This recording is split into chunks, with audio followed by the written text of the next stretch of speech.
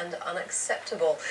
We can talk to Karen Masters, an astrophysicist at the University of Portsmouth. She joins us from our studio in Southampton. Thank you very much for joining us. Well, obviously you were a girl that did physics at A-level. Are you surprised to hear how few girls are doing it, though?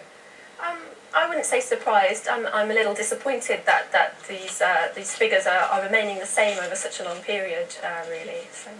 Why do you think it is?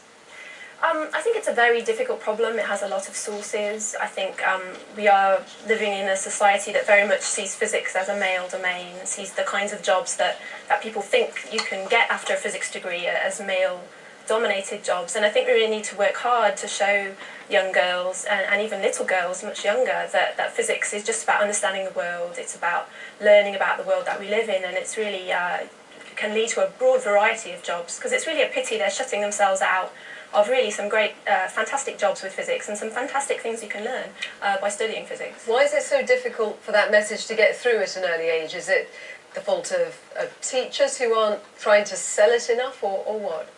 I think it's very easy to put blame on the teachers, but I think it's probably a much broader issue than that.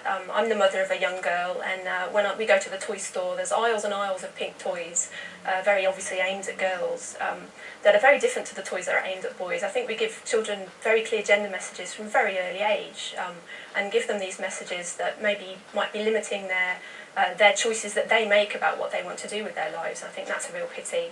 I'm really interested in that, about the fact that you think it possibly even goes back to the sort of toys that parents choose for their kids. What sort of toys should parents be choosing for their girls then to fire up their imagination like that? I mean, I hope that people would choose very gender-neutral toys. I think one of the things that makes me the most angry about toy stores are the very gender-labelled toys. But, you know, building blocks and toys that allow children to explore the world around them are really, really fantastic. So what do you say to girls about the sort of career possibilities that arise from studying physics? Well, physics is a great way of learning about the world that we live in, and it's a great way of developing tools for sort of analytical problem solving, understanding how to look at a problem creatively and try to figure out how to fix it. So it really has a broad range of applications in all sorts of careers, from you know, going into law, finance, working as a teacher. We obviously need more good, inspiring physics teachers. I think that's one of the things that's coming out of this. And also, you know, eventually, a small fraction of people can go on and work in physics, as I am lucky enough to do, and try to answer the biggest questions that there are in the universe.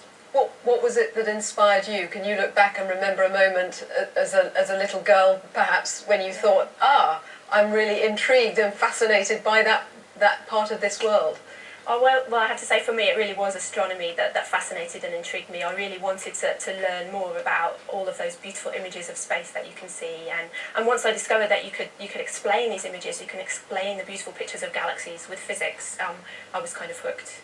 Okay, it's great to talk to you this evening. Thank you very much for joining us, astrophysicist Karen Masters. Thank you. Now it's 30.